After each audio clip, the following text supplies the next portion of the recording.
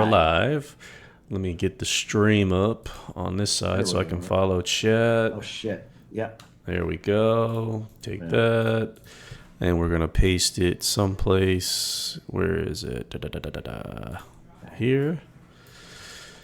Bring Zoom back up. Where's the chat on Twitch at? Should See, I'm sitting here. Chat. There it is. There it is. All right. Oh, we got a bunch of folks in already. We got Kim, Woet, Laudro, Spin Round, Dingo. Oh, and I'm doing this because I'm getting an echo, so I've got to turn this off, so I can't hear anybody for the next minute or two until I turn this until I figure out how to mute this thing. It should be in your should be in the actual Twitch video. So if you have the video open, it's probably there that you're hearing that. There you go. That's it. That's it. You got it. I've done that once or twice. Yeah, that was annoying. All right. So if you can, I know we're just getting started here, but if you can, drop your in-game username for me in chat so that I know who you are. We do credit giveaways. We do some gift stuff. So I want to make sure I got everybody's names right. Yeah, we got Sabbath over here, the lover of dehumanizer. Skippy's drinking coffee, which is smart. Yeah, we're gonna have to avoid. I know that there's a saying it's 5 o'clock somewhere, but it's not 5 o'clock here. So yeah, I'm just I'm already caffeined up, but I'm just drinking sparkling water at the moment. So regular spring water for me. So it's I got a long day with a 4-year-old coming up, so I can't be too drunk yet. Hey Frank, from the high fucking horse. That's right, from the high fucking horse. Yippee-ki-yay! Oh God. Yeah, so for anybody who read that message, by the way, that's just me being tongue-in-cheek. I'm just fucking around, having fun with whoever posted that. So it's all that is. It's not meant to be, combative or anything along those lines. Just having some fun. That's what the game is here for. Dingo333, Dwayne Crisp. Sorry, guys, I'm trying to get y'all in. Got a lot of folks. We got 15 so far that I see. The thing is, it feels like more than usual, which it's actually less than usual. But maybe we got some. It's early in the morning. People aren't partaking in alcohol. They're a little more spry this morning. They're pulling a Skippy and they're loading up on the caffeine. I don't blame them. I'm already jazzed up. I can't do the caffeine like I used to. We got Bazals in here. I'm trying to get the names listed out. Who else we got? MM Miller Farm. 1 a.m. Australia. Yeah, we're sorry about that for the Aussies. You guys are like what 14 hours ahead, something like that. It's kind of crazy. So yeah, it's tough. We'd love to get on to like 4-hour time in the morning and get you like a prime time experience, but it's probably not happening anytime soon. we may one day. Yeah. Oh, we got about 18 in. We're getting there. We're getting up there. No, it's you know what? Like we said, Padre. It's 8:03. It's not. It's after 8. Yeah, get your beer if you want. But yeah, I'm staying. I got stuff to do today. I've got DraftKings keeps giving me promo bets, and I never bet drunk. You can do a lot of things drunk, not very well, but yeah, betting is one of the worst things you can do drunk. I usually find my groove when I'm drunk. There's no losing in betting when you're drunk. That's where you're wrong. I know. Difference of opinion. Oh no, trust me. I've gone through. I've ripped up many tickets when I've been shit faced. And made stupid bets. So yeah. Actually, I bet 25. That jumped quick. Yeah, I bet on a race. It was Oaks Day. I think it was Oaks. I think I hit an Oaks trifecta because I had too much liquor in me. I bet the wrong horse. So end up winning like 200 and some bucks back somewhere in the late 90s, early 2000s. I think it was on the Oaks. That's not bad. Breeders' Cup.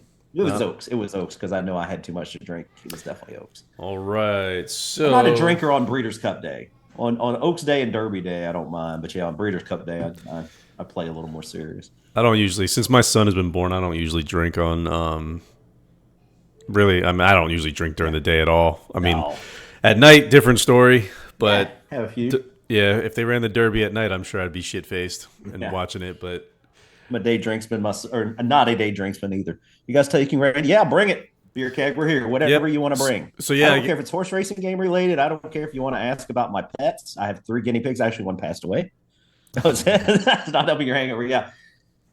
So yeah, bring it on. Yeah, so this is going to be open format, guys. Just ask whatever Yeah. questions you have. We don't really have an agenda here, outside of maybe going over the upcoming change on Monday, and we'll get into that later. But yeah, ask anything you guys want, any information you want to know, and we'll just kind of we'll roll with it. Peter North. I'm not even sure who Peter North is. Oh, yeah. There we We go. went back to Peter North, the superhero. Yeah. Don't Google You know, him, Mike. Do not yeah. Google him, by the way. Fortunately, I just Googled his name and it's got a picture of his face. That's all we need to know. Well, that's pretty good that it was just his Yeah. face. He's known professionally. He's retired now though, so that's good. Oh man, Peter North is probably considered one of the premier athletes of the '90s. There, BK. So Yeah. Yeah, so but we really got nothing. We can talk over the changes a little bit. I think a couple weeks ago we showed you some of the new prices. Obviously, Tapit's going up. I don't think that's going to surprise anybody. got a good question There's only here. there's only five, six horses overall. I think that are over 1,000 on the regular, and of those, most of them are 1,100 or less. I think there might be another one that's like 1,200 or so. Yeah. Tapit is the runaway. And Frank- we know why. I mean, he's been bred like 750 or 800 times in the last 360 days. That lit. Yeah, So, Frankel made the jump to 1,200. Yeah. Most but recently. all in all, it's not going to be a very big leap for you guys. Obviously, it's going to be a little bit. Frank pointed this out. And I'm glad. I actually had this in the code already, but we are limiting the cost when you breed that sire to a mare. If you breed Tapit to a mare and say you paid 1,300 for Tapit, it still only costs you 1,000 points for that mare. It's not going to jump her up to 1,300. Yep. So should keep costs down. BPs will be relatively, again, not relatively cheap. Well, I guess they should be cheaper than credits in the grand scheme of things.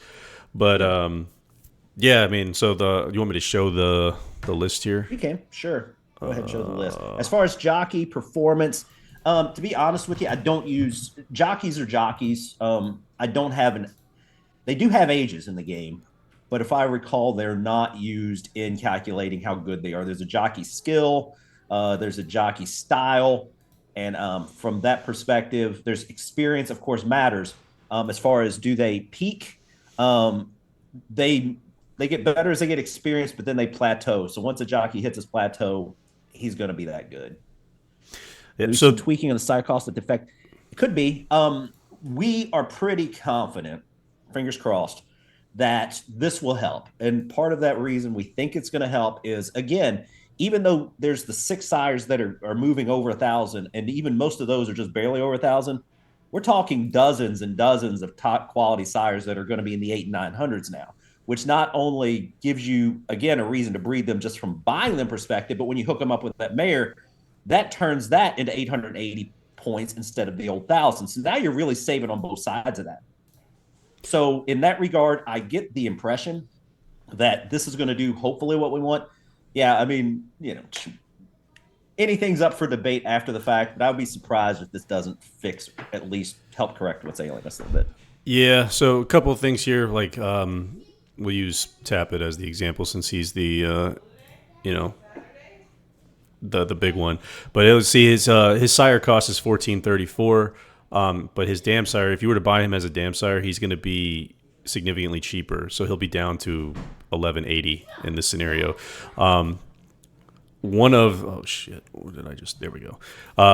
One of the things that we kind of really wanted to point out is that discount that we just showed, this 1,180 right here, this is based on a manual purchase. So you would actually have to physically go in and grab the sire. You cannot get him on a bid at 1,180. The other major change is that sires over 1,000 BPs, so these 6 sires here, Tapit, Frankel, Dubawi, Curlin, Into Mischief, and Flightline, bids won't be accepted over 1,000. So again, if you want to purchase them, you have to physically go in and purchase them yourself. Yeah, and the reason is you know what? I think there's already enough. I won't call it gamesmanship because that makes it sound like it's a bad term. That's not what I'm implying here. But there's enough that goes on in the bidding already between the low levels, between the 900, 800, 700, 500, You don't want to sit around all day waiting for a price, and that's why the bidding was in place in the first place. But when we're already talking over 1,000, we're not going to play the game as like you're talking, 1,018. What's the difference between 1,018 and 1,016? Or when it gets under 1,000, then that means that they were going to get under 1,000 in the first place.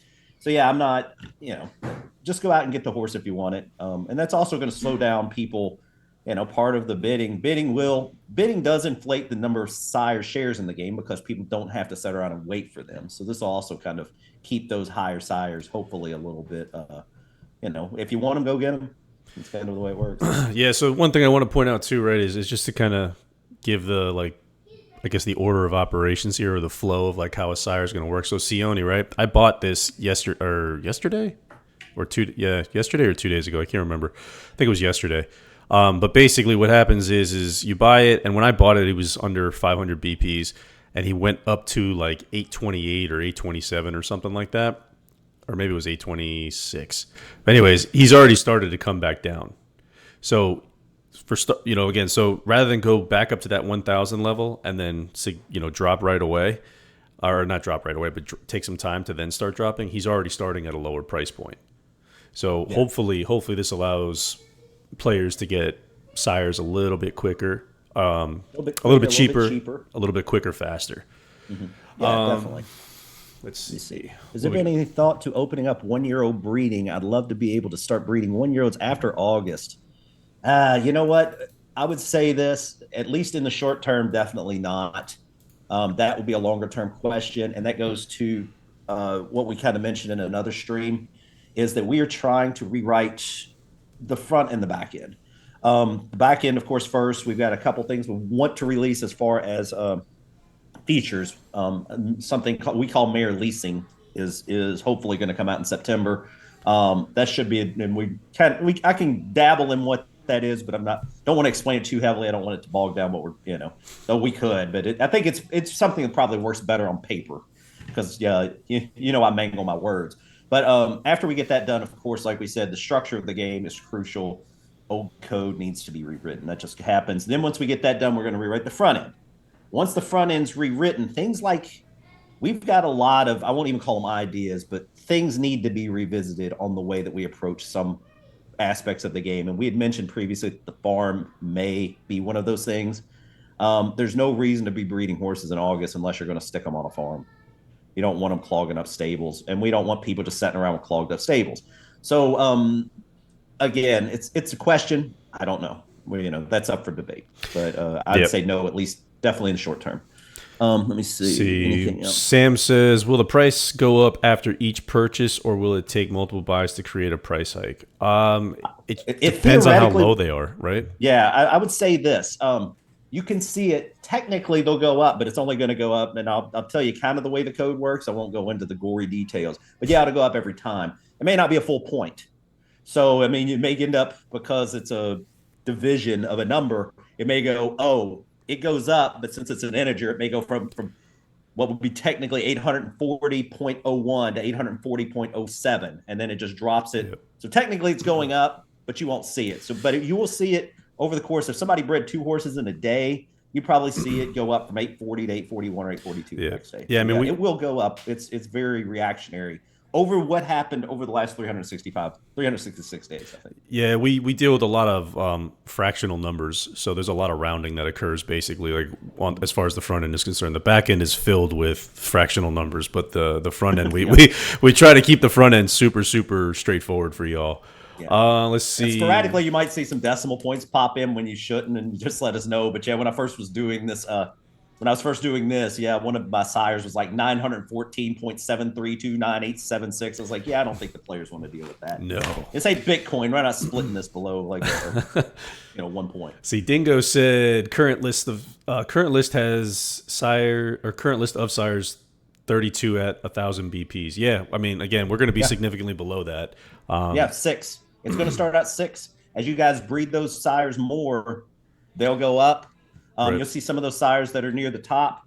They'll start sneaking into that 1,000. But then you're also going to see over time, as you stop breeding the tappets so many times, he'll start coming down eventually. And those other ones, maybe even Frankel will come down a little. So yeah, I mean, that's like we said, when we release this, the goal isn't to punish players. I'm not out here trying to stop you from breeding horses. I really want to, especially those top tier horses. If I can get more of those in your hands and I guess, encourage you guys to breed more of those. I mean, it's just going to make for a better overall experience. And I think that hopefully what we're doing is going to help. Let's see. Beer Keg asked, would 1,200 BPs or 1,000 bid still work to win the horse for $9.99, or do we actually need to bid at $9.99? We need to bid at $9.99. The bid's cut off at 1,000. I literally don't take, and I never have, except pretty much I'll tell you the way it works. I'll get into the code just a little bit.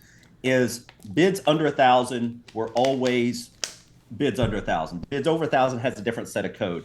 Reason it has a different set of code is because, as you know, with the credit shares, what happens with credit shares is they go from 1,000 to a point below the highest, or point above the second highest bidder, and they flip every time. So that code needed to be isolated. So it really is technically written under 1,000, over 1,000. I didn't want to start turning this into, let's give, pretty much the breeding points are working in a different way than credits, which literally as soon as the credit sire hits quote unquote the market, he gets popped. Breeding sire is always on the market. So yeah, that's why that code is separated. So yeah, you'll need to bid if you want to try to get him under 1,000, bid at $9.99, and that'll work. And again, I mean, I guess if we want to get into the semantics, sure, breeding points are breeding points, but the difference between 1,018 and 999 spitting distance, and again, if those are good enough sires that you want to wait for them, they're going to go up to 1,019, 1,020, 1,021, and eventually you're not even going to get them for $9.99. You kind of missed your opportunity for 1,018. All right, so we got Spin, who asked, can we have a farm to put our old geldings on where we can go and feed them carrots? That's actually funny, I tell you one time, and don't hold me to this, guys, but in a drunken discussion with Larry one night, I think I was the only one drinking, though, but I was on the phone with him. And, I was saying, yeah, what would be really cool is if we took the old game and started running a new version, but took all the horses in the old game and turned those into sires and mares and made like a separate universe that started 20 years ago. And then that way you could play the old horses that you retired from 20 years ago. So yeah, same concept as far as still getting some enjoyment out of your old horses. I woke up the next morning thinking that was the dumbest idea I've ever had because I got that time. But it sounded really good at the time. But yeah, as far as sadly, no. Conceptually, for an entirely different game, it would be fantastic. But doing both at the same time is it was going to be a little too much for me to manage. So one day, who knows? All right, so we got a long question here from I think this is Trotter. Yeah, not sure you can answer this, but just how impactful is mare breeding compared to scratch breeding? It's been my experience that breeding to mares is much more advantageous. The fact that there are only a couple of scratch-bred Bluegrass Derby winners support my theory. Now, I realize that there is way more mare breeding than scratch-bred breeding, but it's been my experience that scratch-breds, bred on the same similar lines, are not quite as good. My imagination or just bad luck? I would say this. You're onto something, though probably not for the reasons you think you are. Pretty much, historically speaking, what's going to happen is that if people have success with mares, generally you're going to have success with better mares. If you have horses that aren't quite as good, even though they got the bloodline, you might try to breed a good horse to them. But if you get unsuccessful, you're going to start breeding kind of the 400-point sires. You're going to stop breeding 1,000-point sires. Ultimately, though, as we were saying, mare does have equality. Obviously, the way the mare raced, as well as the ability she passes on her pedigree versus her ability onto. So if you keep breeding to mares that are by design better, then you're squelching the randomness. You're kind of taking some of the randomness out of the breeding and you're skewing it towards better horses. So it makes a lot of sense that if you're breeding better mares historically, which you should, historically better mares versus a scratch breeding, which is kind of like a baseline based on the lineage, then yeah, I could see why that would be the case. It would make a lot of sense. Actually. Yeah, I mean, I'd say this, right? Just right off the rip, when you breed to a mare, there's, more information available to you right off the bat because you know what the mare did, right? Whereas with scratch bred, you're kind of blindly going into it, and it could be a number of different things. Where again, most scratch breds are going to be based off of kind of what the sires did in real life, or maybe right, yeah, or you get a crazy aberration that says they're going to do something different. But at least with mares, you have that information kind of already available to you or a starting point. Yeah, I mean that's actually even a perfect thing that I didn't even think about that, Frank, is that ultimately if you've got a mare that is technically generally running, even if she was bred to run long and can't quite get the distance that her pedigree would say that she's bred to run 9 furlongs, but she really only averages about 7. You're going to change the way you breed to that mare versus getting a mare that runs 9.5 or 10 furlongs. But when you get that scratch bred, you're starting from scratch, so you're not selectively breeding those mares to sires that you know are going to do better. So yeah, it makes sense, especially when you're talking a distance and a surface and a quality to breed specifically for one race. Yeah, you're going to get more consistency. Donnie says this is bullshit. I didn't know we'd have to do math. Right. Sorry, Donnie. BK says so. 1,000-point bids would just be ignored. Yeah. Yes, they would just be ignored. Because historically, again, it would be more code, and there's not. It just seems like over engineering. It's probably not worth the effort at this point in time, especially if we're trying to truly make it a free market and let you guys buy when and however you want. And we want to reward people, kind of like also, I mean, reward's kind of the wrong word here, but even at the end of the year, you guys have seen when we do the sire special, which I still have planned. It's actually, I think it's hard coded. So if you don't see it the last week of November, let me know. But I think it's between 125 and 65 or 125 and less. You get half off the cost. Still going to be max of 25, by the way, but you get half off that cost. And that is baked in that you have to go physically get it. And it's kind of hey, you're here, gives you something to do in the game. And this is kind of the same concept as, I don't want people just like sitting around like Christmas Day waiting for the Christmas tree and see all the great horses they got under their tree. I want them to kind of go out and enjoy a little bit. All right, we got another question here from Ladro. It says, can we get an in-game screener to find claiming races based on characteristics? I would say that's... And he's talking like kind conditions? Yoss used to have something called like a claim finder, I think, and I think that's kind of what he's something similar to that code claim finder. I'm not against adding something like that. That's down the road, and it really comes down to a rewrite again. And I know you guys. I know it gets a little boring when I speak, but with the coding, but Frank can confirm to you the front end is hot shit right now. Wet hot ASP classic shit that I wrote when I didn't really know how to write websites. So much so I was told to stay away from it. So I didn't say you had to stay away from it. No, you just highly recommended that I stay. No, I know. I'm just busting your chops. Yeah. Highly recommended I stay away from it. But yeah, the problem is anytime that I add anything, and I'm struggling even just adding this little bit of lease code, which shouldn't be as difficult as it is. But everything requires a lot of finesse that once the front end's rewritten, is going to be a lot easier because it uses something called, I'm going to be using APIs, which is going to make the output a lot easier and the querying a lot easier because I'm using, blah, blah, blah. I'll quit talking about it. Long story short, it's a great idea, but it'll probably be down the road. Yeah. So we got Dwayne Crisp, who said jockeys have different styles they excel at: front runner, pace closers, turf specialists. What about sim jockeys? Yeah. Do they work better when riding a certain condition, style, and surface? I would say this. If I recall, I do know that they have a style. I think that style, and I could be wrong. So if I'm wrong, and I'm not against adding another style to it eventually. I believe the style is only based on the style of horse being like a speed horse or closer. I don't think I have anything baked in specifically for surface. But there are jockeys that perform better on speed horses, and there are some jockeys that perform better on closers. And I guess you call it, it's not skill, it's style. Skill is a different one. The skill is how good you can end up with a jockey that's not as skilled, that is a better fit for your horse because he likes a horse with that exact running style. Right.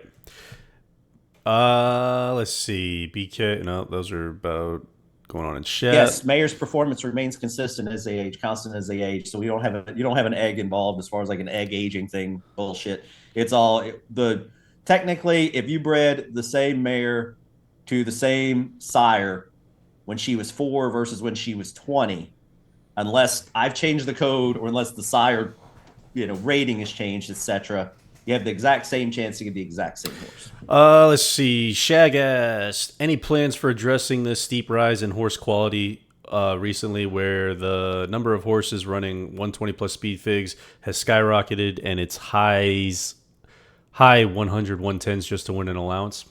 I mean, this is always the tricky part of the game. I'm not going to lie to you. This is something I would say it keeps me awake at night, but it doesn't. But this is kind of the difficulty in a game versus reality. As we always say, horses don't get hurt in the game. Every horse makes it to the track. There are, when you can breed 760 tappets a year, if you got 700 on average, let's just say, five, you're ending up with better horses out you're ending up with a lot better stock of horse. We also have where the game, and I'm not against going back to this concept, but the game is very worldwide in the game perspective. So in real life, you could never take a horse and run him in New York this week and run him in Australia 3 weeks from now. Everybody can go wherever they want to, and you end up with kind of like a glut of good horses. At the end of the day, everybody's playing with the same horses. I guess we're all playing in the same game, so it does give a bad mouthfeel in a way. I mean, I could approach that one of two ways. I don't really want to mess with horse quality because it's kind of like it's kind of the old adage is like I want and I'm not saying this is you, but I'm saying in general, if I start doing that, it's not just one player, it's every player. And it's a lot different when you go and you had a horse that's running a 110 on the regular. Now he's running consistently in the mid 90s. You're going to go, this fucking sucks. Even though it affects everybody else the same. It's a bad, it's hard to change. It's, any game, this is the hardest part of the game. It really is. A decision I make today is going to affect decisions I make 5 years from now, 10 years from now. And this is a universe of, and I didn't know how breeding was going to work. I didn't know how people were going to breed horses, etc. It's tough. I agree. It's too much as far as it feels like it's too much. How do you solve that? I'm not against trying to solve it, but it's easier said than done. Yeah. I mean, it's, again, and like you said, Shag, it really has to do with the quality of horse, right? The quality of horse, for the most part, with the exception of maybe like the last 2 years, there was a gradual increase in the quality of horse, but it was minor. It was very small. The last 2 years, it's jumped significantly. Like it's way up there. So, and that's just looking at the 2-year-old seasons, right? So I know if you're in the Slack chat, a lot of folks have been saying that they've seen a lot of horses running 90s right now. That's probably going to be common for the next, at least this year, maybe going into next year because of the quality of breeding. And then again, the numbers as far as 3-year-olds, 4-year-olds are really going to start shooting up earlier because that level of talent exists. And to kind of like leverage what Frank's saying, he hinted at it without saying it directly. But the problem is, like we said, when you see horses that are as 2-year-olds running a certain way, it's not like I can suddenly next year torque the 2-year-olds down because those 2-year-olds will eventually become 3 and 4, and they're going to race against an older class of horse that could be in the game 5, 6, 7 years. So if I start like messing with an upcoming class, it puts them at a grave disadvantage against higher classes going forward. So it's tough to fix. I mean, I'm not against thinking about it, rethinking it, slowly dragging numbers down, slowly changing things, but it's not something that's going to be solved overnight. Our Whisper, are some DDS performance better than their sire performance? I would say I'll no. be honest with you. The way we've got it in the game is, in theory, I know that's a reality. And the problem is with anything is that I know that in real life you end up with crosses, for instance, like, Cease Tizzy and what was the name of the damn Tiznow and all that. What was the other sire that was involved in that? I can't Sultry Song, I think was the name of the sire. Sounds but about that right. Cross yielding crazy stuff. But I don't take things like that into account because the numbers are too small. As far as damn sire being different than sire, I know in theory that's a real thing. It seems to be a real thing, but the numbers are still hard because when you do that, you're looking at the way that horses are being bred to that sire outside. I just say sire, damn sire. This is the quality, right? And again, this goes back to it's a game. I try to make it quote unquote as realistic as possible when it makes sense. I don't really want it. It's easy to get too into the weeds with things like that for things that don't affect gameplay greatly. So it becomes right. I mean, it also becomes significantly difficult to maintain. Yeah, as well as significantly difficult to play, but maintain is actually the big thing. I mean, think about doing sire ratings. I mean, we do them today, right? We do them to the tune of whatever, however many sires there are in the game. But think about doing that times 3. So if it's 10,000 sires in the game, that's 30,000 sires that we'd have to rate 3 different times. It's just not a simple way of doing it. So it's kind of like a one size fits all. I'd say this in a perfect world, if I were a millionaire and I had people working and really like this game was a machine and a full-time profession and et cetera, and I had people that could actually do things like that, I wouldn't be against it, but yeah, it's just you got to pick your battles. Yeah. Skippy says, with the 25-point sires, since their cost has been upgraded, will those sires be upgraded a little or perform better than they do currently? No, pretty much the kind of goal is they're going to stay the same. The goal there is not to, kind of the goal is to use those sires mainly if the sire's shit. And a lot of these sires that we're talking about, these 10-point sires, are like staying in Georgia. Nobody really wants to use them in real life. Even the people in Georgia don't want to use them. But the truth is that the sire is the sire. My thinking there is if it's 25 points, use a sire that used to be 25 points instead of the sire that used to be 10 points and went up to 25 points. So it's a quality thing. I expect to see is those sires in Georgia, et cetera, those kind of really dumpy low-level sires not being used for much, if at all, except for computer breedings. And if somebody puts a card together and they use a G quality card and they end up getting it.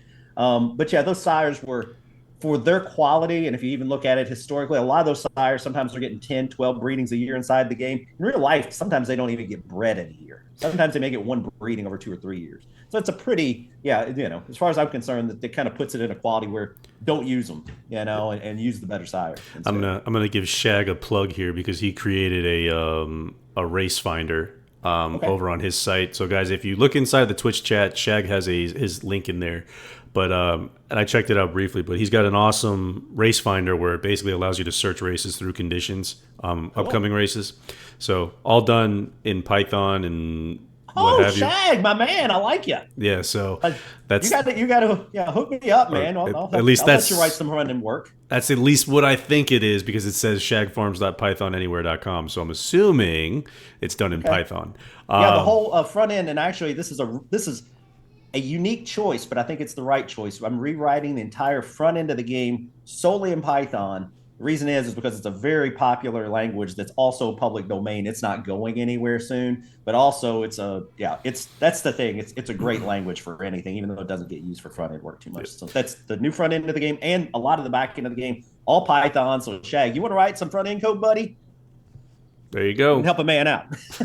So we got Dingo says, from a residency manager perspective, Raffi is great for finding a specific condition race for a horse, but residencies set races for the players. Having a method of searching a horse to suit a race would make life for residents way simpler. I think we're going to revisit Raffi when we do the new interface or the new website. Everything's gonna get revisited. I'll be honest with you. When it first happens, when the new site, quote unquote, and it's going to be a while, so don't expect this anytime, especially this year. We'll be lucky if we get it out next year.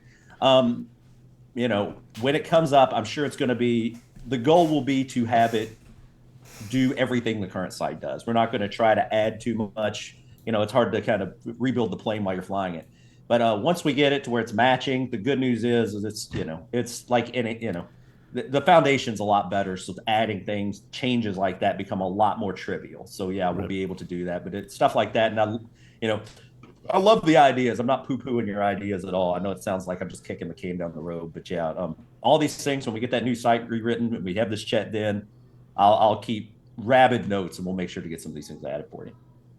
Let's see. So we had Shag asked, does travel take anything out of a horse? So if I run an NY and then I think travel is I know the code is in there, but I don't think you're actively applying it anywhere. No, I floated this idea. This was a travel thing I floated years ago that went over like a turd in a punch bowl. And the logic, there's a couple things that theoretically I've got in there to travel, that I could apply. One of them is where repeated travel to a horse would take more out of it.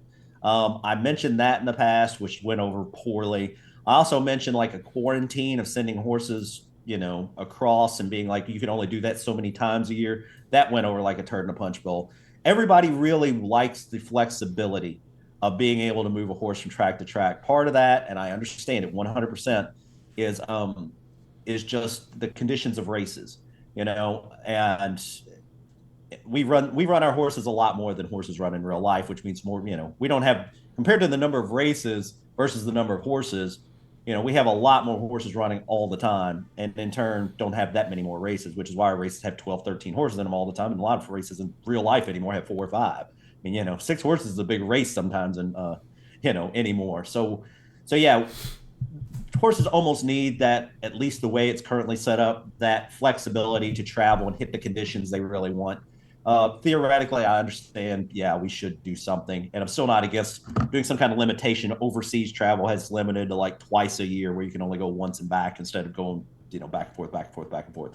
But as far as like hurting a horse based on travel, I just don't think there's an appetite for it. Yeah, I mean, you got to remember too, right? There's it's a game, so you also want it to be fun for the user, right? So it's fun when the player can get all of the best horses and racing grade ones in Australia or England or the U.S. or Canada or wherever the grade one's happening for that point in time. So you just kind of try to keep things in perspective. If it's worth it, if there's an ROI on it and it makes the game feel a little bit better to the player, then yeah, most certainly gets added. But like Mike said, it's just been more of a sticking point than anything else. If when we've talked about adding it, so. Yeah, and that's why we're even just like the changes we make this time. We're trying to offset a change with a positive. Mm-hmm. Like with the raising sire costs, particularly. We're trying to offset with that with cheaper sires. Our goal isn't to punish players strictly, but some things are perceived as us trying to get things. Usually, anything we're going to make a decision is getting something under control, and the travel again. It's not it's making the game less realistic, sure, but it's not really hurting anything because everybody's using it.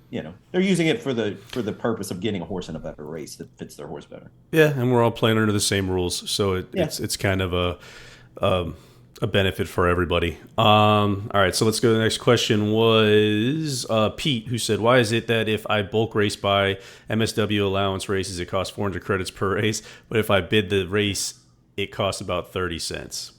You know what? That's probably going to change eventually. The goal of the bulk races, and the bulk races were initially put in there almost solely to benefit residencies. That way they could add like 10 races at a time. That's why you see the ability to add a bunch. Bulk race, the way, if you look at like the 30-cent races, that was put in there just as a convenience and, hey, help me fill the cards up, give me the right races. Bulk race buy, yeah, it's I'm not against lowering that price, but I'm really, it was intended, and it's being used differently, and that's different, and that's why I'm not saying that you're wrong. The intention was always, when it was written, to assist residencies. When they're putting those races together, build those out quickly. It wasn't really intended for individuals to use for the race carding. And when my theory, and again, I'm obviously been proven wrong on this. My theory on that was when you card a race, it's better to have your horse in front of you and better to have the game kind of like go, oh, this is what you've been running. Let me just click it. I can get it cheap and go. It really wasn't intended to add a whole bunch of races at the same time that, we're just there. Again, you're not wrong. I'm not saying you're wrong. I'm saying that needs to be revisited, but it'll be a while. But the logic, the rhyme and reason is that when I put it in there, the way I intended or considered it would be most likely used, it's starting to be used in a different way, which is 100% fine. It's just that wasn't designed to do that initially is the problem. All right. So BK said technically stakes and graded routes were in the 120s plus. And yeah, no, I mean, that's it was more of a rare thing back in 2020, though, I think, BK. It's becoming more the norm in 21 or wherever we are now, 21, 22, and we can 23. Look at that. I mean, that might be, I know Frank likes to look at some of that code historically. He likes to play with the numbers, and I'm not against looking at it. I mean, we could try to see what percentage, how many horses, what percentage of the population's running 120 versus, now versus 2, 3, 5 years ago. Yeah. And just kind of like it might be an interest, not that we'll do anything about it, like I said, at least not in the short term. But yeah, it might be a good exercise. Yeah, I mean, I could, like I said, I have some code I've busted out that I can kind of do. Maybe we can do a B2B story on it or something, and just do Yeah, a I release. mean, that would actually be really cool. Yeah, I'll yeah. Spin, I'm gonna We'll talk tap about it. you. Let's see. Da, da, da, da, da. Where was I? Oh, here we go. Sabbath. Back in the days, there were different levels of purses. I remember it was a lot harder to win in California than Iowa. This aspect seems to be lost in the game. Any thoughts on getting that level difference back? Not really. Again, the like I tell people, and this was pseudo by design. Money in the game is intended almost to be worthless. It's got a use for auctions, but that's about it. It's more Outside a of that, the free one thing I player want, construct. yeah, the thing I really wanted to be careful about with that was a new player coming in. Um, if money's too valuable, then it's hard for them to ever get it. And then if you're one of those people that was lucky enough, especially early on in the game, if you were lucky enough to get a horse that won a graded one and money was valuable, then you could literally just kind of dominate the game with money, with sim money. So that's why, as far as the aspect of the game, I'm not sure that. I mean, if purses do add value, even if it's just intrinsic, kind of semantics, I'm not against adding changing those purse levels and making, it doesn't, but from at least from a player's perspective, I don't think it changes the end user experience a lot to do that. I mean, but if it makes the game feel better and it's an easy lift, I'm not against adding it back. I mean, it's probably pretty easy to add. So Yeah, I think it'd just be probably a join. yeah. And Let's I think, see. and my guess is, and I could be wrong. I could be wrong. I think the game still cards races at different levels of purse per track. Could be wrong, but I think maybe when people It does. card their own races, I think maybe that's where it's starting to get to even out. Yeah, Again, I'd have to look at it. yeah. It definitely there's definitely differences in purse depending on where you do it at. I don't know if it's varied enough, right? Like, Yeah. but it definitely does occur. Let's see. Where'd we go? Where did I leave off at? Sorry, I'm trying to fight the chat right now on the Question scroll. from Mike. So yeah, we may be over scrolled here. Oh, here we go. Our whisper says, "Let me just go." I just lost it again. Let me just go buy a couple hundred tap at DDS. Yeah, have at it. Yeah. Laudro, do injured horses fully recover or are there lasting effects? Am I Yeah. imagining that some horses aren't ever the same? Yeah, it's the reason they're probably not the same has less to do. It's horses are going to age, and especially uh there's kind of the peak max. So I mean, if you catch a horse, obviously once he peaks, the only place he can go is down as far as like his potential. So yeah, but as far as injuries 100% recoverable. Horse, it'll knock him off form. So if a horse gets hurt, or if you set him too long, it's going to change his form. And if he's running at a high level and he has to set because of an injury, it could knock him off form. The injury can knock him off form. So you can work him back into form, but it may take a while. So I mean, technically, as far as the injury itself does not accumulate, it doesn't add any more to the wear and tear. I know we've talked about wear and tear factors, so don't worry that injury is affecting your wear and tear at all. Wear and tear is going to be the wear and tear. The injury is just a freak unlucky occurrence. Yeah, it also doesn't impact the horse's level of talent, right? So Right. that's an important thing to put out there. What it, like Mike said, what it does impact is form, which is one of the more important things when you're setting your horse into a race. So if Yeah. form is relatively low because of an injury or what have you, then you could definitely see impacts of that on the track. Yeah. Yeah, and I'll be honest with you, it's not that when I reset the form based on an injury, I'm pretty sure that it's not always going to drop. I mean, technically it could go up, but if you're already running at your top form, there's nowhere to go. So you almost have to go down in form. So yeah, and that's those better horses are all usually running. You can usually tell when a horse is running in good form. If your horse is doing really well, especially if he's a grade one talent, he's probably got a form that's maxed out damn near one, because it runs, it's kind of a range, but you talk about one is 100%. So he's damn near his peak. All right, looks like King Abs is asking. I have a 5-year-old that came back needing an extended rest. He only has 19 starts, so shouldn't that be used on horses that have like 30 starts instead of horses that are not over raced? I would say it's dependent on the horse. Some Yeah. horses handle it better than others. Some horses find condition faster. Some horses, again, bounce back from just different circumstances that occur in the game quicker than others. I'll let you elaborate on it, but Yeah, let me read the question because I'm a little slow, but we're way up here. Let's see, where is it? basically, I have a 5-year-old. It's Ben's my buddy. I have a 5-year-old that There I came got back it. needing an extended rest. He only has Yeah, 19 starts, so shouldn't that be used on horses yeah. that have? It's just bad luck. You just called it bad luck. I mean, that's really, it's luck of the draw. Yep. So Gonna happen from time to time. Shag says, "Call it remedial Python." Hey, hey, that's where I'm at right now. So hey, you know what? Yeah, I got Frank here helping me. You want Python, man, especially front end code. I despise. So yep. yeah, if you like HTML, especially if you like CSS and you want to start working in Jinja, yeah, I'll turn you loose on the front end, man. You and Sledge Fours out there helping me. I haven't leveraged him in a while, and he does great work. We've been so screwed up with the back end, but yeah, I'd love to have some help getting this thing pumped out. The more the merrier, man. Dwayne Crisp, is there still a Claimer's Crown Day of racing in the sim? Just can't find anything. I don't know. Yeah, Um, I don't know about that either. I think there might be. There's code in it at least to. You know what? It could be, and this is a possibility. It could have accidentally fallen off because when I tried to duplicate last year's stakes races to the current year, kind of lift and shift, and that's when then I have to move them around. That's why you'll see races sometimes that haven't been in real life for years and they're still in the game. And some we miss some races. But when I start with that set, generally I think, and again, coding, I'll glaze over for a second. I look for ST, G1, G2, G3. I thought I looked for S if it was owned by the CPU or something, because that's its starter allowance series. We may have missed it. It may have just kind of not gotten carried over. All right, so we got Sam who says, "Question for Mike: When you build freshman sire ratings, do you use actual real life results as well as stud fee?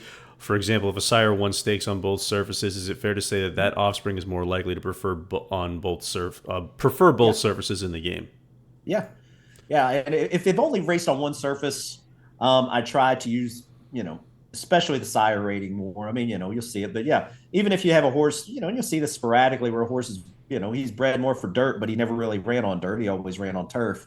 At that point, I'm assuming if he was running on turf and the sire was more dirt, he's probably going to be pretty flexible. Similar, that comes into account, especially with Japanese horses, and horses that run outside of America where a lot of their races are turf.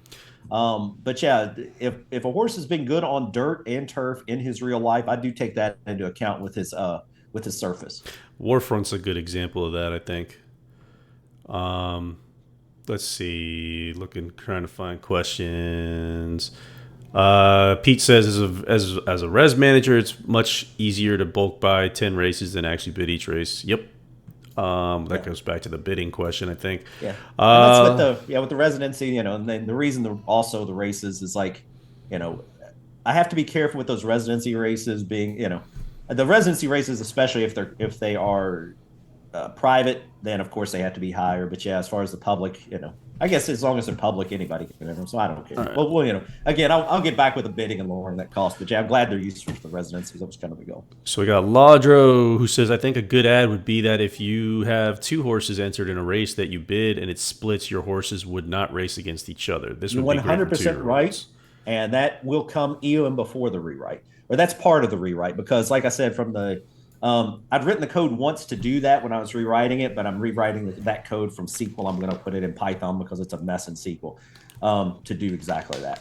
But you're 100% right, and when we've got the leasing coming out after these point changes, and we're going to have the leasing. That's when Frank and I are getting into the back end, particularly. First thing I have to address, and I think I mentioned this, is the race code, because that is the crucial part. The stuff that actually runs the races, I need to make sure, I need to audit it. It needs to work exactly like it does. And I've got pseudo random numbers to prove it does, and I'm going to run thousands of races to make sure it all works.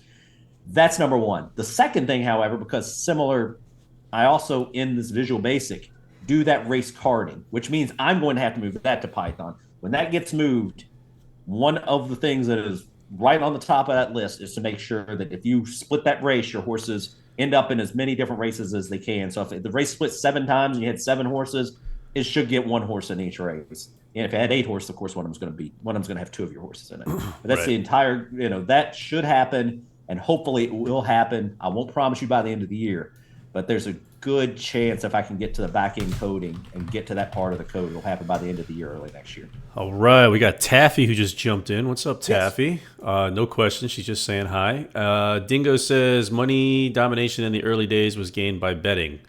Yeah, that's Yeah, probably right. It was, and then it was gained by betting, but of course that's why I started putting those crazy. Part of it was betting, but even then, that's why you end up with such a severe taxation once you hit over 5 million, because I don't want people just running around with hundreds of millions of dollars to dominate the auction. I want them. You get the money on a horse in an auction, I want you to spend it, and then you'll Yep. start seeing it come down like 10% a day if you've got a stable over 5 million. I think. If money is worthless, why is it necessary to have all stakes 100K? I think that was just a coding choice. It was just one of those Yeah. things that made life easy when being coded. Yeah, I mean it's I'll tell you when I do stuff like that, and you're seeing now it's a couple things. But thing number one, especially like initially it was just a coding choice. The thing that I've learned and is that some people take it personally when I rate one race over another, with even if it doesn't mean a lot, if they'll be like, well, why are the stakes here $200,000 and they're $100,000 here? I'm not looking to kind of raise fear her. It just made a sense in 100,000. But finally, the other reason, especially with those stakes races, is that they go into the end of year point calculations. If they go into the end of the point year, I don't want people that are racing the stakes race over here at 150,000 saying, 100,000 and they lost because somebody over here raised 125,000. Like I did the same thing and I ended up losing because of $25,000 in a stakes race. There we go. So we got another one from Sabbath says there could be like 3 levels of purses and BP earnings. I'm just thinking outside my head. I think that goes back to the original change between. Yeah, Yeah, I'm not against the BP thing. I think that again, when we rewrite a lot of this stuff, especially, I would love to revisit the way BPs are done. I don't like a lot of the decisions I've made in the past. And some of that, like you said, it would be nice if we started looking at BPs. And, you're talking about almost leveling races based on people wanting to race for more BPs in those higher races and encouraging them instead of low. I'm not against that. Yeah. But I'd have to think it through. But it's a good idea. Let's see. Skip says, Mike, you can see better if you crawl into the monitor. Yeah, you know what? That's the problem. Like I said, I know I've mentioned this before, Skip, but like this range is the worst for me because I can't I don't wear. If I wear my glasses, my head's gonna hurt at the end of this. I need my if I have my glasses on, I have to scoot all the way back here to read it. But yeah, this range is awful. So when I start doing this number, it only has to be this. I can read there. I can't read here. So it's like half a foot. It's like my vision just goes all to hell. Yeah, I wish I could move my my chat all the way to the left side of my screen, but as it stands right now, it's on my very, very far right, so it's challenging for me as well. Let's see. King Ab says you guys are better with beer. I don't disagree. Please send beer. You're better King when Abs. you're not here. Quit heckling us, Larry. Jesus Christ. Bazals, will anything I do racing affect a mare's future breeding class abilities or distance abilities? No, mayor's a mayor.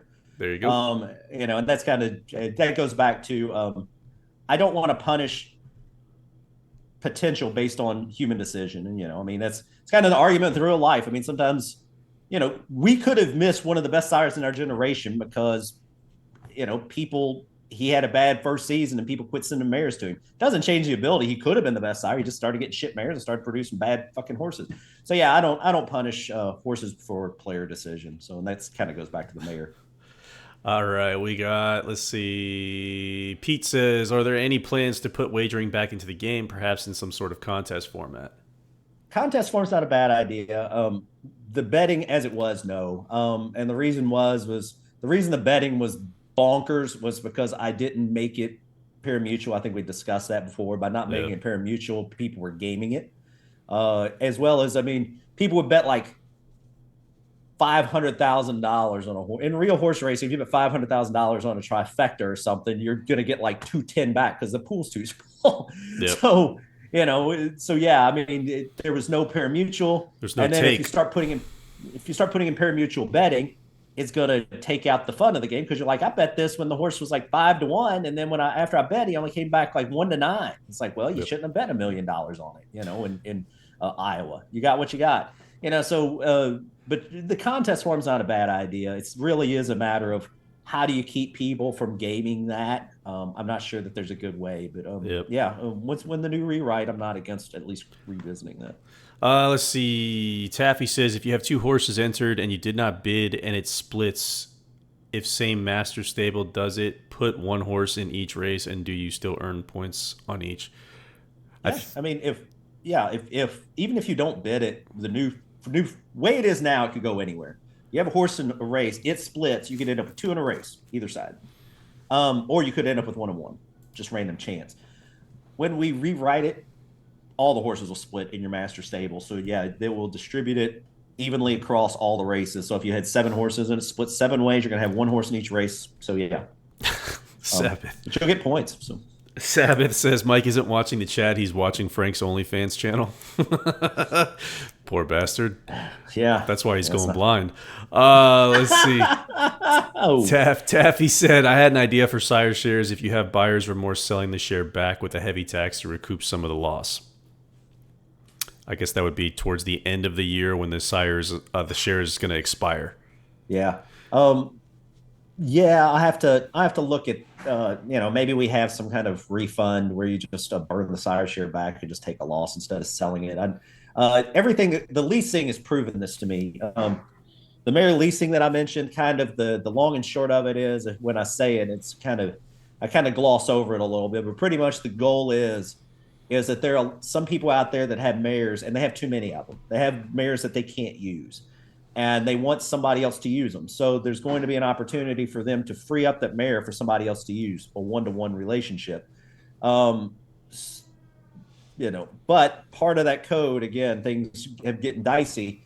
Anytime you add user-to-user, point-to-point ability like that, it adds a complexity that's no fun to deal with. As far as the sire share, there may be an opportunity to return that to the game at some point. But as far as like point-to-point, user-to-user, it's probably not going to happen. There's going to be some gamesmanship involved too, or people can get into some about it. Yeah, I was going to say you get into some really dicey ground there. If the only way that works, and really the only way that would work, and is this going to happen with the leasing too? There would be a burn rate if you wanted to move it from, say, I had a share that I paid $800 for, and I wanted to get it to Frank. The only way that I would see something like that working is by making him pay $800 for it, but me only getting like $500 back. So there would be a burn rate that goes to the game, and I wouldn't get everything, and he'd still have to pay whatever I paid for it. So, but if we don't do something like that, then it's just going to get taken advantage of. So that's an extreme burn rate. I think what she's talking about, though, is I think it's specific to giving the sire share or just giving it back to the game as opposed to a player. So like you give it back to the game at a discounted price. So basically, I wouldn't be against that, but again, it's just code. If it goes back to the game, then I'm not against that. But again, it's just a matter of adding some code. That's a decent idea. We got Smithy Stables who says, "Hey Mike, I Am Lover had her first start yesterday." Oh, Lover! Like I told you, that guy, I love that guy. His name was Lover. How could you not love him? But I had 2 stables. He was Lover and Haha. So if somebody wants to put breeding I Am Haha, I'm here for it. Larry says, if the speed figures are bothering so many players, then how hard would it be to knock 12 points or so off of every horse after the race is run? I think we should just knock 12 points off every horse regardless. I'm just kidding. No, like that was the thing, Larry, is we talk about this offline some, but it's a hard problem to solve. I could easily knock 12 points, or I could slope it down, and get it number wise more in line with reality, but nobody wants to see their horses running. Nobody likes to see that number come back less than it was just because of, everybody wants the high number. I don't like them, but it's possible. And not only is it possible, it's pretty easy to do without affecting things. Yeah. An overall change like that would just basically, it would almost be like a new speed system, a new speed rating system in the game. I think the thing that doesn't address though is part of the problem that comes with so many horses running that is that the competition is pretty fierce there. So it doesn't really fix that. It just disguises the numbers. So. Let's see. We got a UK woman who's a first-time chatter. All right, in the U, yeah, hopefully from the UK. She says, "Sell mares we aren't going to use to players without so many." I'm not sure what that question was. I mean, it's more of a leasing, but yeah, let's say that way you don't lose ownership of the mares. But what would happen is that if you say it's getting near the end of the year, say that it's October, you still have too many mares sitting there. You have some damn shares that you need to get rid of as well. And you're like, I can't get to all these mares I got, but I got some decent ones. I just hate, so your options are go out and breed them to some cheap horses just real fast and furious. Or you could say, look, Joe over here, he doesn't have good mares, but yeah, you kind of lease it out to him for the year and give him an opportunity to use it. There's an exchange of points that would happen, and I'm still working on that because there's got to be a burn rate, otherwise it's going to get taken advantage of. It's still squishy, so I'm not ready to explain all that because I don't know the exact answer. But yeah, you let somebody else breed that mare this year because next year you may be just fine. You may not want to give that mare up permanently. So it's not a sale, it's more of a lease for the year. Yeah, gives you the opportunity to see. I mean, so if you're on the fence about a particular mare and, you don't want to breed it or what have you, it gives you the opportunity to earn a little bit on it, number one. And number two, maybe somebody else has better luck and you want to, they kick out a stakes winner or a graded winner. And then next year you see that and you say, you know what, I'm going to keep it this year and I'm going to try, another sire or what have you. I don't know the exact how it's going to work exactly, but it also frees you up. Say that you're running low on breeding points, because it is going to be a breeding point related exchange. Again, there's going to be a burn, but it'll be a breeding point related exchange. So say that I'm sitting here I've got some good mares, but not enough breeding points to use them all. And it goes, well, if I leased this mare, maybe I could get like 400 breeding points from it. If I lease this one, I get 300 breeding points. So you lease a couple mares out, you get some points in return, and now you can go buy a sire share to use with your other mares. So it's kind of a way of getting back into the game by giving up something that you couldn't use anyway. So it's hopefully a win-win for an end user who wants to use a better mare, or a newer user that doesn't have the ability, doesn't have those mares. And it also helps the person leasing it because they get something in return and can kind of get using the mares they want. Let's see. So Dingo says, is there any thought of adding a higher BP cost on claims and players get half and game gets half, so no loss to game receiving BP back, but an incentive to race a horse at a lower claim level? Yeah, we would definitely have to raise the cost of the claims if we did something like that. But the claim race, kind of the penalty, the whole penalty of the claim race is you shouldn't try to put horses in claim races that you think they're going to get claim. There's the end of that. Some horses with the claim, it's like you got to take that risk, and those low claim races, man, you're just burning and turning. You're hoping don't get claimed if it's a good horse, but it is what it is. Yep. 150,000, you shouldn't be putting stakes horses in there probably. I mean, I'd also argue too, just running in claimers, you're technically earning BPs if you finish top four. So there is a return on it one way or the other if you're claiming and then, not going immediate allowance or what have you. So part of the reward is the weaker field. That's true too. Let's see. We go down to Laudro, who said, we know sires get upgraded and downgraded. Is that the same with DS? Yeah, it's all encompassing. So when a sire gets upgraded, the DS and the DDS slot get upgraded with it. Yeah, but again, just to remind everyone, it does not affect horses that have already been bred. So Correct. If a horse has been bred, he's locked in. So you don't have to worry about me going in and changing a horse. Now your mayor, spitting the bit because of it. It's only, only horses that get bred going forward. Right. Let's see. We got UK. She said yes from UK via an auction if we don't want them anymore. I'm assuming that was to the mares, selling the mares. I think we have it set up right now to work within the mare screen, right? It's not really going to be an auction, so to speak. Yeah, it's going to be in the mare screen. I could show it to you, but it's a mess. But I've got some tests. It's all yellow and cyan and all these crazy colors to make sure that I'm doing crazy stuff. And it's also got a whole bunch of stupid codes that make no sense. But pretty much the goal there would be is that there's going to be a minimum. I mean, it's going to be like a minimum ask. But the nice thing about it is it's going to be a little different than an auction. But what's going to happen is if you have a mare out there, you're going to say, I'm willing to lease this mare. This is the minimum I'm going to accept for it. And then it goes to a mare lease screen. And from the mare lease screen, players can look at the mare lease screen and they can put in, so, they have to at least match the minimum bid, but they may decide that they want the horse more. And then you as the owner will actually get to select who you choose. So it's not really an auction so much as it is it's almost like what would you call it? Craigslist or something, where you're putting it on Craigslist and you go, this is, this offer or higher, then you're going to field calls. And if you want, somebody over here wants to pay 500 points and your 300 was all then you're going to probably sell it to him over somebody willing 300. But there may be reasons that you wouldn't. So I'm not going to get involved in forcing people. I know, I'm going to be 100% honest with you. I know some people don't like other people in the game, and they wouldn't want their mare to be sold to that person. So this will alleviate that, or they wouldn't want somebody using their mare, one particular player, not one particular player, but you may dislike this person, or, you just, whatever, but that way it doesn't force you. So it's not an auction as much as it is kind of a board that lets you choose whoever bid at least that point. So Sabbath asks, so the mare breeding rights will be changed to only one stable. Yeah, so it'll basically be, what do we say, like a 365-day transfer, basically. Or you tell me. Yeah, pretty much it's going to be that year. So you can only breed for that year.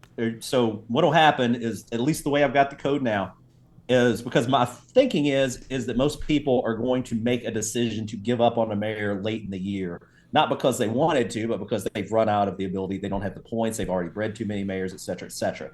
So what happens is you put the horse out there as listed as lease. People will say, I will take this horse. I will take this horse. You pick the one person, they have till the end of the year to breed it. So hypothetically, if you grab the horse on December 30th, you have until the end of December 31st to breed it the same year. In practice, I'm going to do this. The way I've got it set up is you can't list a horse, at least right now. You won't be able to list a mare on the open market after December 1st, and on December 14th, it's going to close all the bids automatically.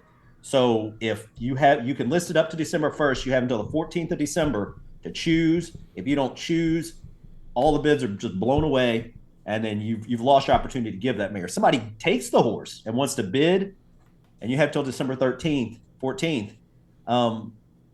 They have 2 weeks. But if they got it in October, they have 3 months. So that's really up to the person that triggers it, and it'll probably have an expiring bid too, to where after 2 weeks, if somebody hasn't accepted your bid, it'll just auto expire. Right. That way you don't run into a forgetting. Well, that and the list won't get, tremendously long, where it's like you have 10 people who just are at 50 points on the bid or something like that, and you haven't accepted it because you're not interested in it, Yeah.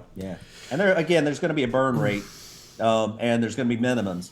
So you won't just want to stick every mare on God's green earth out there, because there will be a burn involved. Yeah. So Bizals brings up a good point too. He says some mares have 4 owners. I think we have it set to where you have to be the sole owner of a mare, right? Yes. This is actually something that came up in a chat a couple weeks ago. I don't remember who said this, but they asked, can I disassociate from a horse? And I said, yes, that's coming. That's actually coming with this. Reason being is that if there are 4 owners, nobody can lease it. One of you guys has to breed it or not. Now, if you can talk those other 3 owners into disassociating from it, and you're the only associated owner, you can lease it. Right. So basically, and to kind of elaborate this on, even more, is by disassociating, you are permanently rescinding ownership. So you permanently rescind ownership, and while that's helpful in the sense that it's going to help clean up your mare pool, again, you're giving the mare away at that point. Yeah. You're taking all future rights to that mare, and you're saying, I don't want this mare. And there's no coming back from that. Right. By the way, so and that's something that we won't be able to reverse. Fat warning. It's actually one of the more annoying warnings you're going to get. When you disassociate, you're going to have to type the words disassociating permanently from mare name. And when you hit that, it's gone. It's done. Yep. So but that's the disassociation is going to allow for that opportunity. People that have had, and I'll tell you, and I know this happens, is somebody has like a holding master stable, and they have a master stable they use, and they've been the only 2 owners. In that case, if we didn't allow a disassociation, since there's 2 owners, they could never lease the mare. But now they can take one of those stables and disassociate, and then they could use the other one to lease.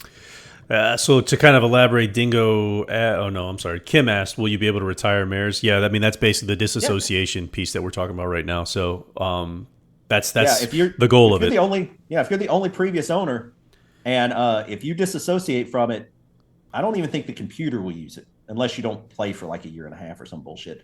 But I don't think the computer will even use it. So Yeah. it's just gone.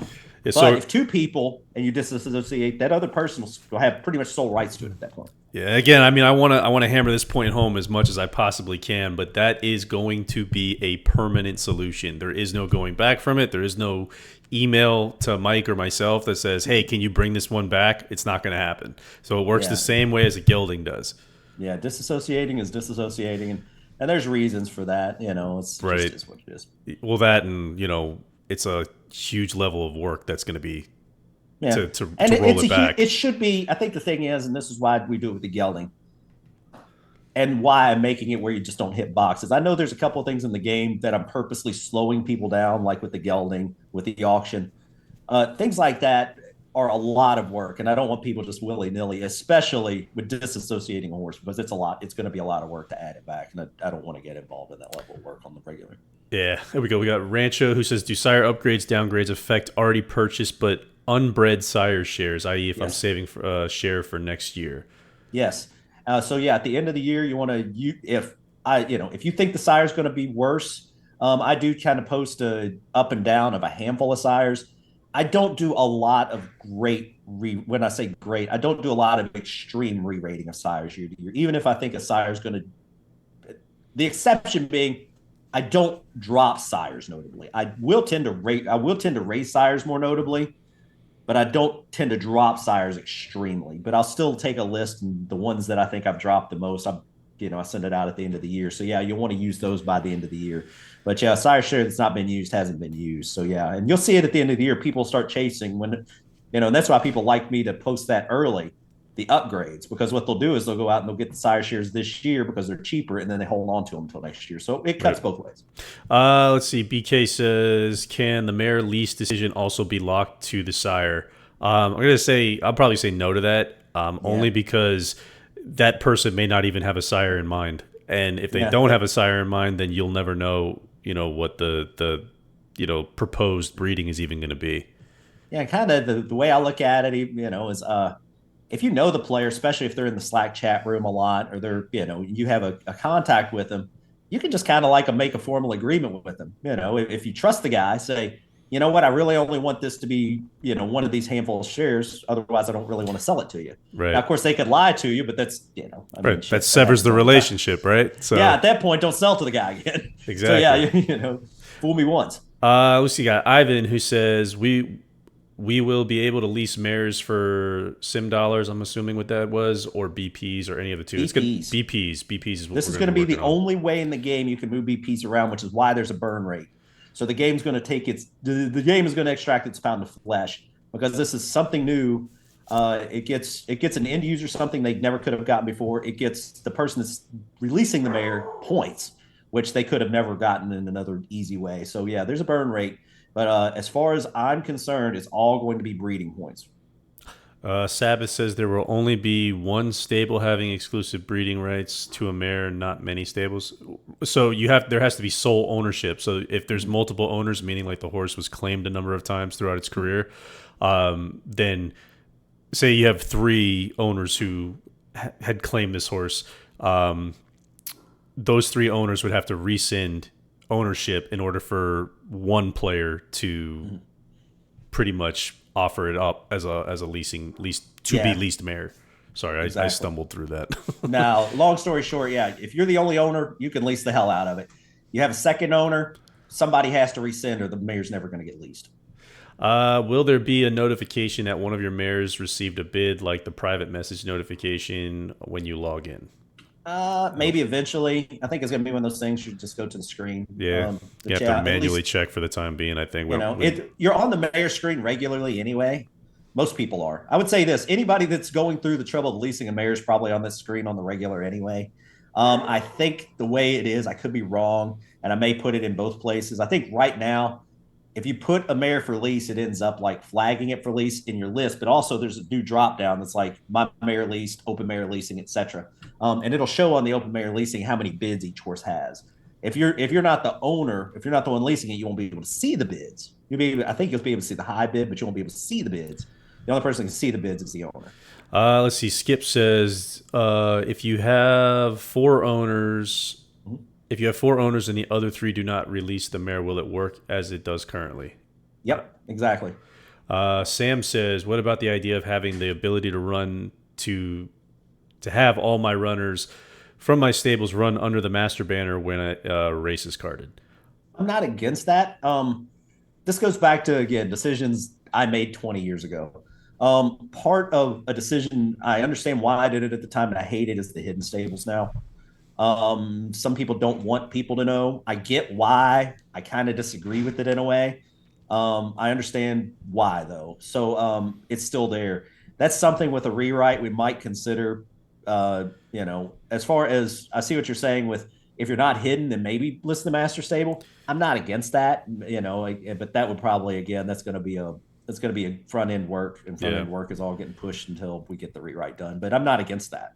And the whole hidden thing is one of those things that I've got to figure out a better way to attack that. I don't like the way it is right now. Yeah, I think we talked about it a little bit last stream. I think we had mentioned something about kind of just removing the stable entirely as opposed to hiding it. We don't know what the answer is, though, to be honest. Let's see. Smithy Stables, noob question. How often and when do you upgrade sire ratings? Once a year, usually at the end of the year. Yeah, generally speaking, by and large, we will upgrade. I will start generally the week after Thanksgiving. Right around Thanksgiving, right around the end of the year, you're going to see a couple of things happen. The new stakes races usually get put in that week, roughly. Sometimes they're December. I try to do them the week of Thanksgiving. It may even be as late as December. Once I get the new stakes races in, the next thing I do is I start trying to get all the sire information. I'm taking it from all sources, trying to re-rate it, trying to find which ones passed away, which new sires, et cetera, et cetera. So this first couple of weeks is literally just getting all that in order. And then once I finally get a list that I'm like nearly finalized, I'll rate some of it, but then I'll throw it out there to the players, and you'll start seeing these little checks come up. If you'll see the checks now and they're green, some of them you're going to see are like blue, and that I think the blue says, hey, this sire isn't in the game yet, but he's going to be here next year. And then you'll see some like that are red, and the red says this isn't going to be available next year as a sire or a dam sire, wherever you see the red in the column. After that, players will start reaching back out to me, and they go, hey, you missed the sire. So I start trying to add them, hey, this sire's still alive. So I try to fix what I can. And during that time, because that's more of a back and forth, during that time, I'm also going out, especially where I've got a blind spot, and I try to do some of my work is like the Japanese horse. I try to understand. I miss a lot of them anyway, but I try to go look, how did this horse do on track? How much does he cost?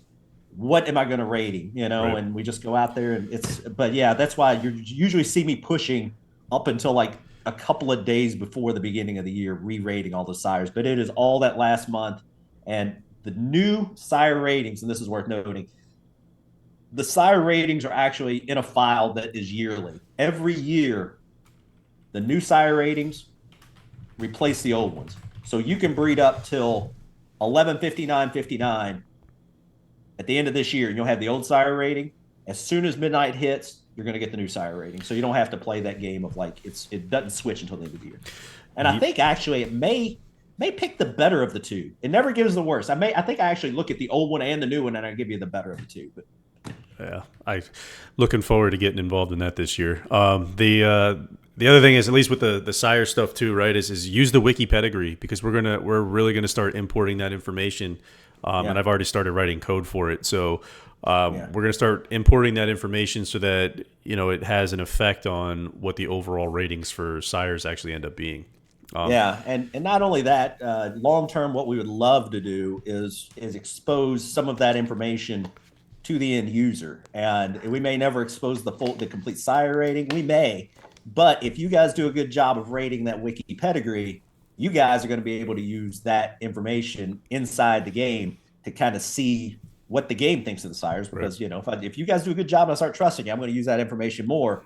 And then as such, it's going to drive the sire rating. But if it's player information that was fed, I'm going to give you that information back. Real quick, one last thing, guys, because we're gonna get ready to do some giveaways here. But do me a favor, if you haven't already, just drop your name in the chat, your username from the game in the chat. So I want to make sure I don't lose anybody or miss anybody, because we're gonna do some horse giveaways, and it's all gonna be done via raffle. So if if I don't have your name, you're not in the raffle. So how many guys we got in here today, Frank? We are at 33 right now, and I think I only have about 20 names. Okay. 33. That's not, that might be our record. It's close. Yeah, it's up there. We got a lot of folks. Oh, there come the names. There come the names. There we go. All right. Oh, all right. I'm leaving you out, Taffy. You want?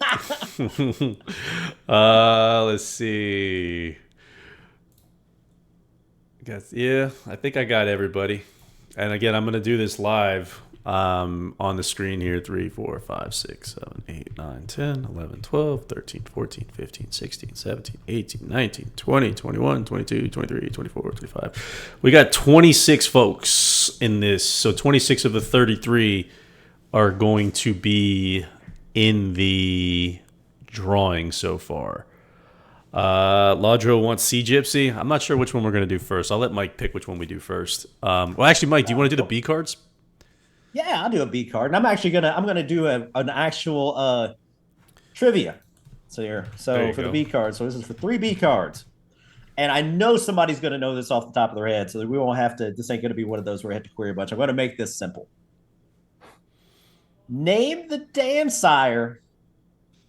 It's only one of both Silver Charm and Seattle Slew.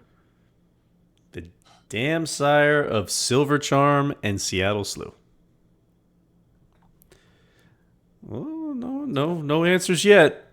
Really? No answers yet. Sabbath says we should do an 80s heavy metal quiz. That's a different stream. Terlingua. Laudro guessed Terlingua. Poker. Poker for Rancho. Poker. All right, Rancho got it. Right? Did I get that right? Yep, Rancho got it.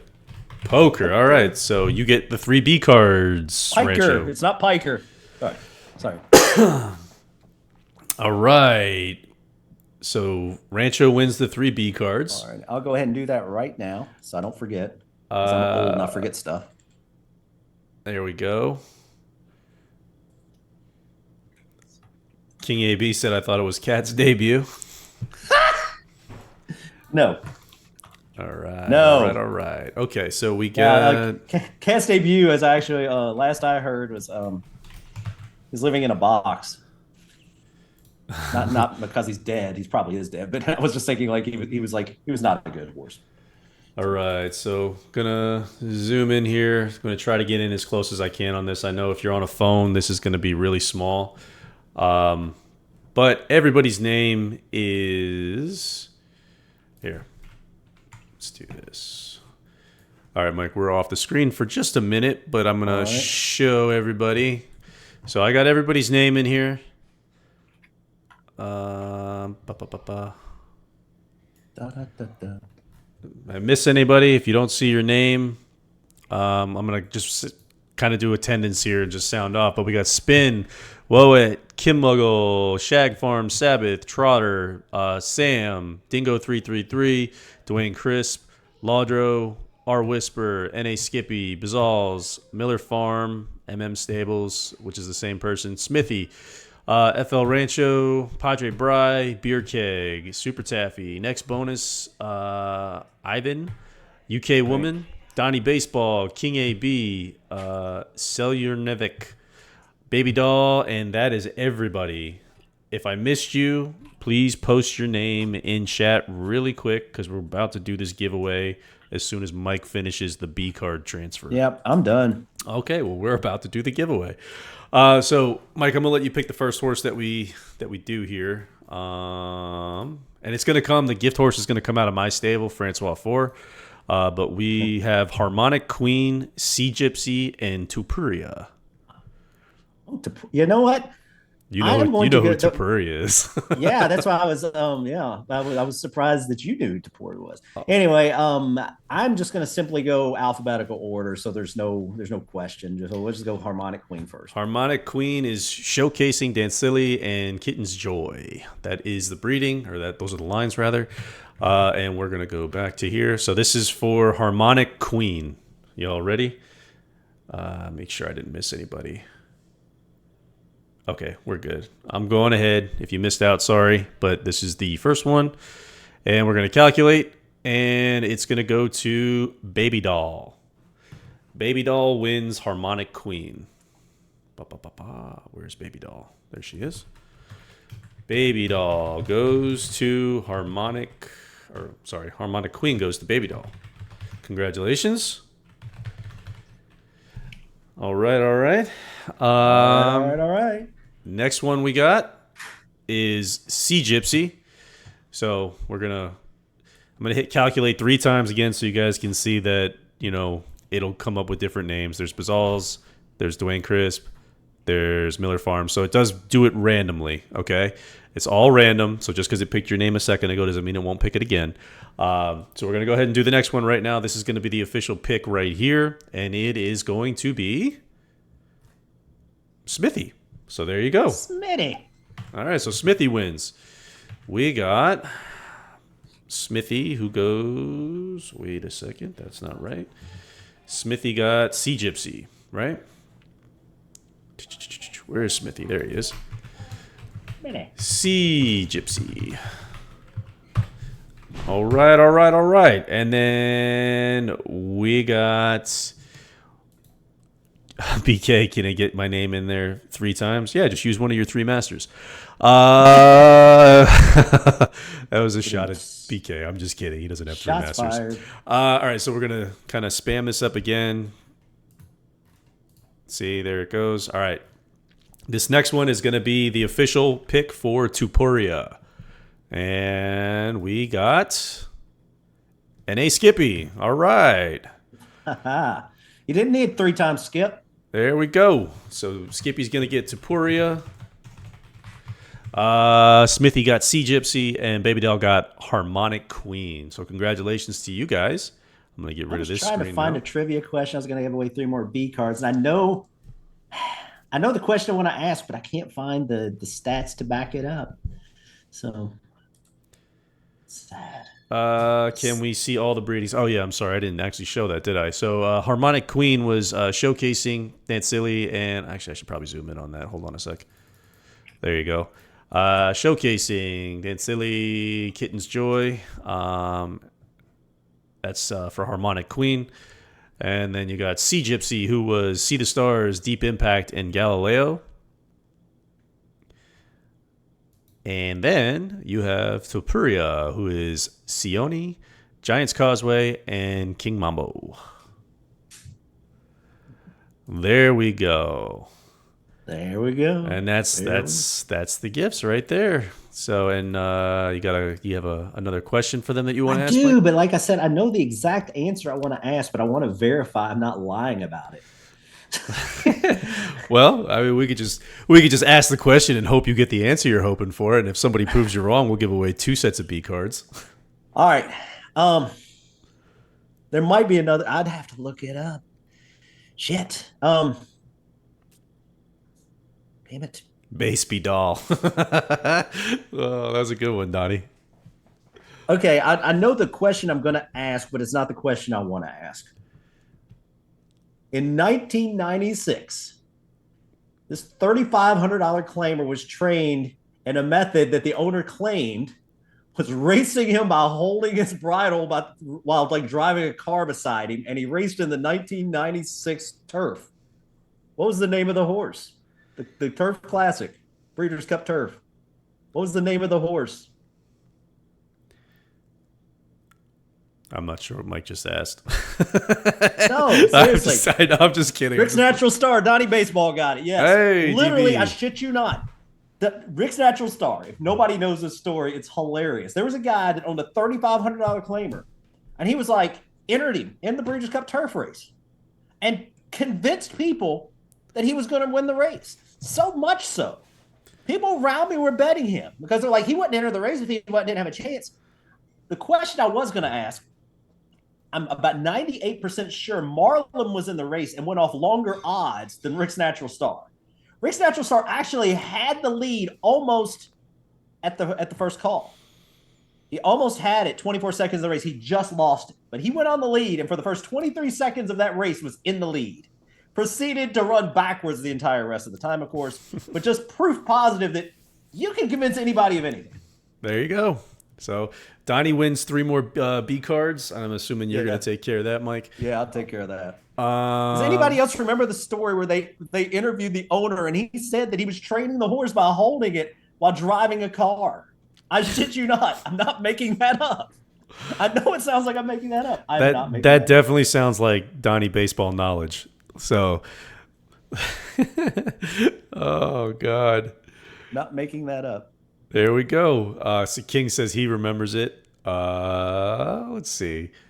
You're welcome, guys, for the gift horses. Thank you guys for attending. We appreciate everybody showing up and taking part in these. These are super helpful for us. They're kind of like, focus groups that allow us to whiteboard ideas and, kind of start putting things together on our side. So super, super helpful, that everybody's here and, willing to give feedback.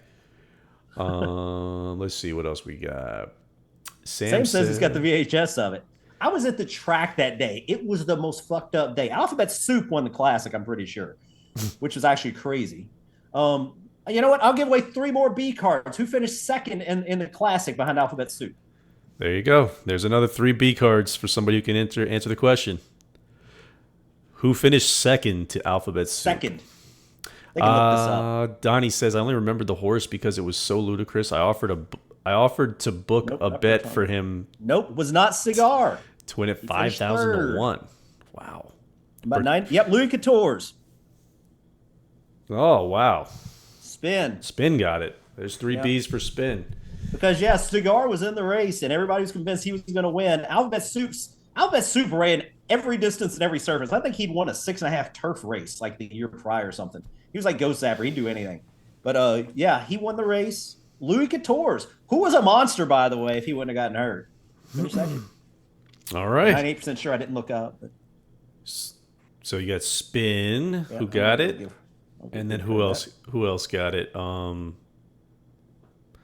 FL Rancho, already gave him in baseball. I got him. Yep. All right. So you got Spin, Rancho, and baseball set, and then This was around the time I started writing the game. Actually, the game wasn't quite online yet, but I had a working model that I used to run back in '96. That's why I'm throwing out these dumb '96 questions.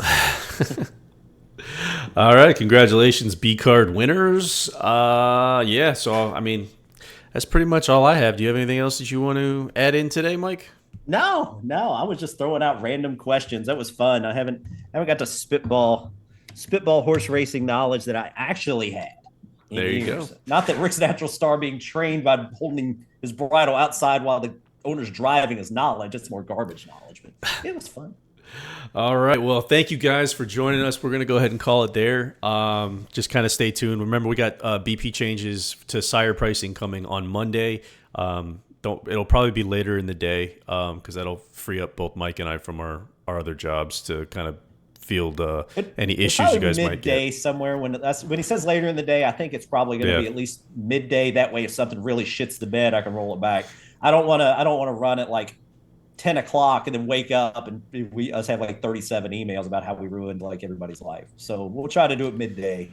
Give a little bit reaction time while we're still awake. When is Rick's Natural Star going to be added to the game sire list? Funny thing, I'll be honest with you, and this is on me. I did 2 things early on in the game. One was an honest mistake. One was an accidental mistake. Cigar was added to the game as a sire early on. Theoretically, he should have been able to breed in practice. I'm pretty sure Paulson knew he couldn't breed, which is why I kept him on the track so long. But he was added to the game. I think I forgot to remove him when the first iteration came out. I kept him in a little longer than I probably should have. But you'll see Cigar banging around the game. The horse that I should have never added to the game, and this is me being an asshole, I'm sorry. My favorite horse of all time, and I used to have a picture of it over here. Horse by the name of Toe, T-O-W, Toe Arg. He's an Argentine horse, and he's just like I fell in love with him. He's a 40-1 shot. Used to run like those big, ridiculous starter allowance races at Churchill. He'd run all day long. And I hit so many dumb races with him and another horse named Jose's Ghost. But Toe is in the game. And I removed him shortly after. But there's horses out there, and he's a gelding, so I own it. Yeah, that was me just being. I love the horse, and I put it in the game, and I probably shouldn't have. But I didn't. He didn't last long. Cigar was an honest mistake. Yep, we're not perfect, but it happens from time to time. Risk Natural Star didn't get added to the game because even though I thought it was a great story, not one of my favorite horses. Alrighty. So BK said technically. Oh, Ivan asked if we're going to give away A cards. Technically, we just did with the 3 B cards. Yeah, I pretty much that's what we're doing. We're giving away 3 B cards and letting you, the winner, decide how you want to use them. You can trade them for an A card, or you can make 3 Bs. There you go. Yeah. So, anyways, yeah. So just kind of be on the lookout for the BP changes going into effect probably midday, like Mike said. Still has 7 offsprings in the game. I bet they're all trash too, and I bet you I owned at least 2 or 3 of them. Let's see, and then I don't think we have anything else coming, right? We don't have anything else coming down the pike. Oh, Mare Leasing, which will be probably within the next month or so. Yeah, we will try to have another stream before that gets released officially. We might reach out to a handful of folks that play, and we're not doing it to show favoritism, but I'll try to reach out to some people that I know have expressed some interest. And about this in the past, and we'll probably let a handful of folks try it before we screw it up for everybody else. So it's going to be very much I don't want to release it unless it's ready, but it's, as I mentioned, this is the way I'm doing it. I'm actually writing a lot of code in Python. The way that I'm transferring the security is a real pain in the ass to try to keep from having to write the whole thing in ASP Classic. But it's working, but it's intricate, and I just want to be super careful before I turn this loose. Absolutely. Let's see. They're asking. Toe is terrible. You know what? I think I may have given him maybe about because he raced a lot at Hoosier Park or Hoosier Park or Hoosier Downs? Hoosier Park, right? So but he raced a lot at Hoosier Park. Raced at Turfway a lot. I think I lived in Indianapolis for a year around the time, and I was big into Hoosier Park. I think I rated him what I would typically rate about an Indiana sire, so not well. Yeah. That was. I actually just went to go look up the rating on Toe, and he's not in the game. He's not showing up at all anymore. So. I think I suppressed him as far as, and also I think he's maybe over 40. I think there's a roll off period that you can't even search him anymore. What ability does Cigar have? I don't know. I think I rated him pretty well.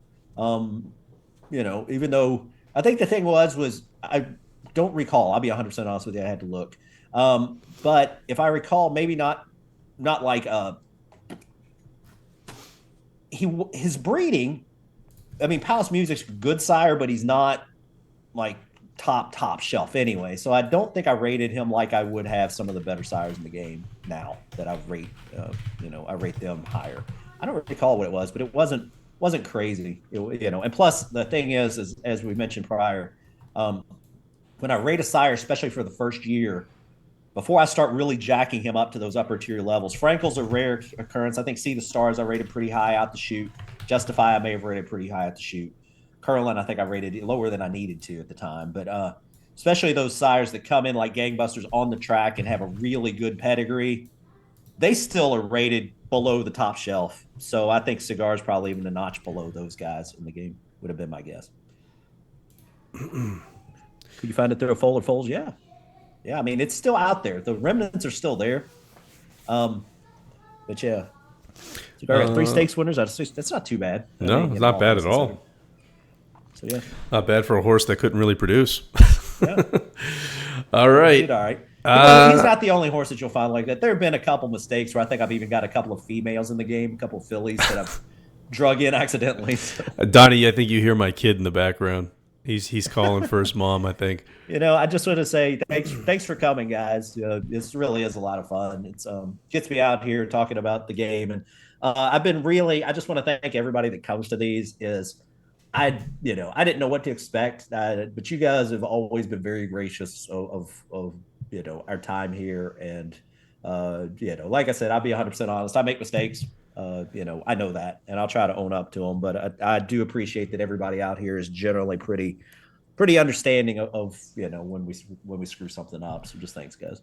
Yeah, absolutely. Desires.